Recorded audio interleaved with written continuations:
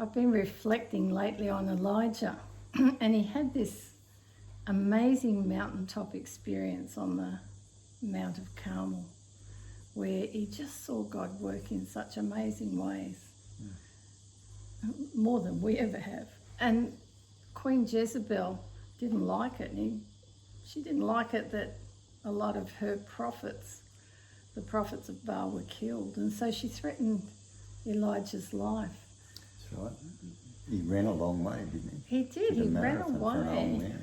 And because I think he'd spent so much energy in that experience, he was very depleted. He was exhausted, he was tired, and he ran into the wilderness.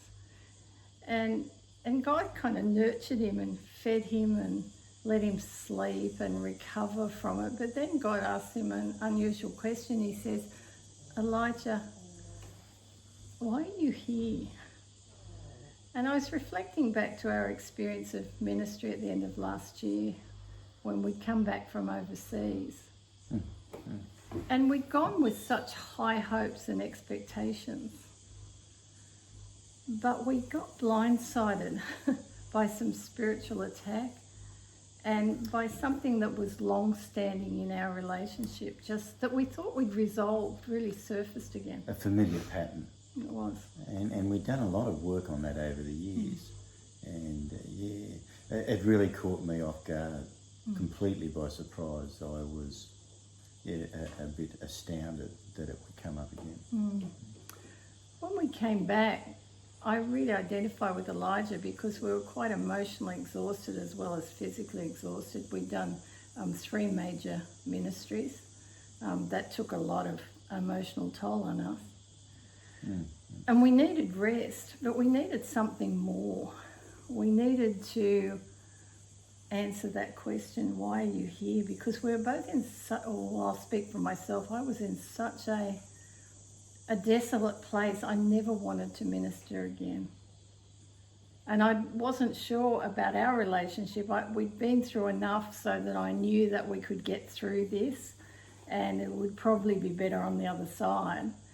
But that didn't make much difference to how I felt in the middle of that. Not in the moment, no. And I was pretty similar. It was, I was reeling under the fact that, well, how come we're back here again?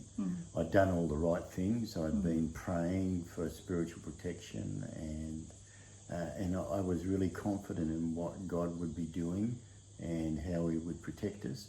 And it seemed as if I was unprotected, and that our enemy had a real field day with me in particular. Well, it wasn't just you in particular, it was me. And I thought, I've got to answer this question. Paula, why are you here? What are you doing here? What are you doing in this place? Because, I actually like it that way. What are you doing here instead of that was actually the question. And I wanted the answer for that myself because like Elijah, for a moment I'd lost my purpose. And I'd lost the meaning in what we were doing, and I was in a not nice place. And so I decided to answer that question that I'd go away on a bit of a spiritual retreat, a self-spiritual retreat for 3 days. And I did. I took myself away there, and that also allowed you time, didn't it? Yeah. Did you feel pushed out the door?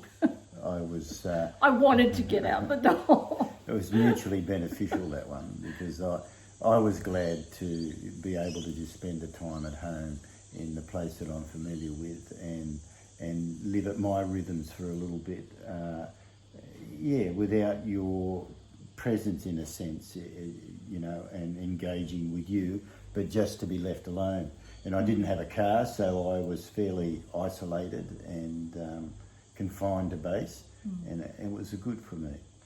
Interesting, as we're talking, we both knew where to go to find the answers. And I really struggled for the first 2 days of my spiritual retreat. I couldn't seem to connect with my inner world. I enjoyed walking along the beach and just being out in nature. But it took me a long time to get to the core of the issue. And I decided to write, and that's often how I can process things. Take the walks and then do some writing. And God did answer that question for me. It dawned gradually, but he did what he did with Elijah. He allowed me to rest physically and to nurture myself with some nice meals and just to be out in nature. And that was a big part of it for me to answer that question, what are you doing here? What about for you?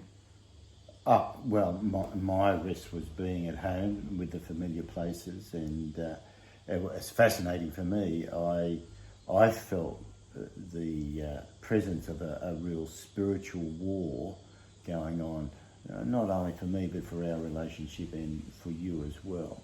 And so, even though I was a little bit cynical, I thought, well, yeah, the place to go is the end of Ephesians, and so I took out the Bible and If I remember, that's about spiritual warfare, isn't it? Yeah. Yeah. So I thought, well, that's where I'll go and see if I can find some understanding or some context to be able to put this in, because at the moment I was just reeling. And it was as if God said to me, what are you doing here? And he directed me to the beginning of the book, which is more about being chosen and blessed and adopted. And so for me it was a journey into really from my head to my heart. I'd known those facts all of my Christian life, but I hadn't really appropriated them. I hadn't lived them. I hadn't felt them. I didn't have a heart attachment to them. And it was just a lovely ministry of the Spirit of God to make those truths come alive for me.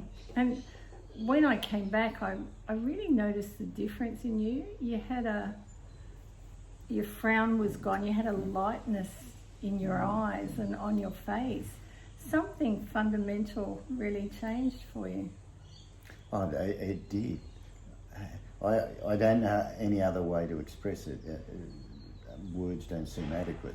It was just something that was known became part of me, not just a fact out there that I'm familiar with, but a reality in here that I was beginning to experience, and not only experience but enjoy it. The connotation of what that meant for me was enormous. Can you try and put some words on that? Well, it was, instead of a relationship with God that was transactional and had some paucity in it, it began to, there was an abundance, there was an overflowing,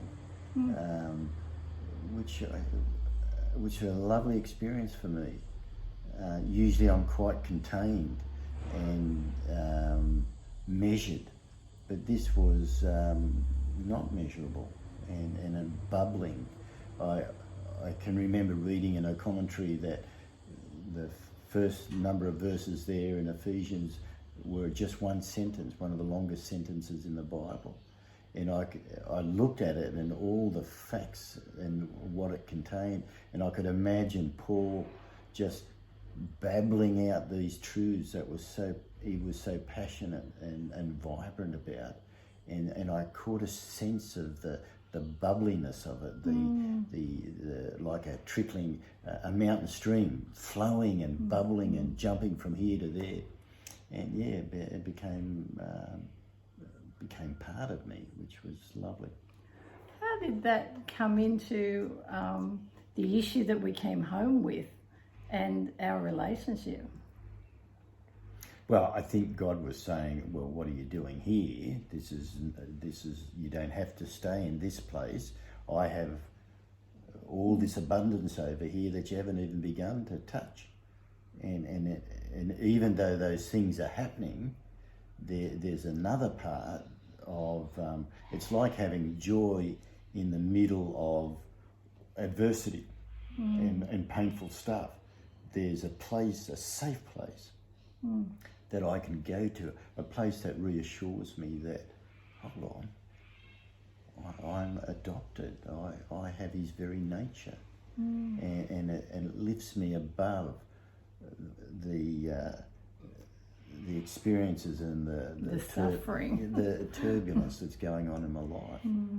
And so in some sense, that's part of here, but I have this, and there's the hope of even more. And you invited me into that in you, and that was healing in itself. And from my perspective, something had really softened in you so that you could actually hear what I had to say about you and about us. I think I've talked about it before. I came to realise that I'm one of those highly sensitive people. So I absorb people's emotions, and the sounds and stimulation out there is probably triple what you would experience. And I've always hated that in me, so I believe that I've taught you to hate that in me too, because we train people how to treat us. And so I brought that to you. And I named the ways that I'd actually beat up on myself, but I named the ways that you beat up on me too. And you were able to actually take that on board instead of being defensive about that. And that was a real gift to me, because you were coming from a man from a different place than you were before. Filled up place instead of an empty place. Yeah, that's a good way of putting it. And so we were actually to work our way down the volcano that we've spoken about many times to the really primary core emotions for us, and share them and have conversations at that level. And of course, they always lob into those wonderful childhood messages that fuel the whole volcano and cause the discord out the top. And so we're able to take them to God in a different way for healing as well. Okay, to leave it there, or something else you wanted to say? Yeah, it was as if God said to me, well, what are you doing here in Ephesians 6? I want you back in Ephesians 1. But the fascinating thing was that I was then able to take who I was in Ephesians 1 to the warfare in Ephesians 6. And I really believe now... instead of the other way round. Yeah, gotcha. Now and in the future, there will be a difference. Really? I'm not saying that I'd like to go into another experience like that so I can just check it out, but just that I'd like to know what difference you suspect that there will be. I think my immediate response won't be to go into that panic, despairing place where I feel powerless and highly irritated. But it will be, I think it'll give me a perspective, a more godlike perspective, what he's seeing, not what I'm experiencing and feeling and seeing. And I hope that I will go into that place where this is who God's created me to be, instead of fighting it and blaming you for it, which gets us into all sorts of issues.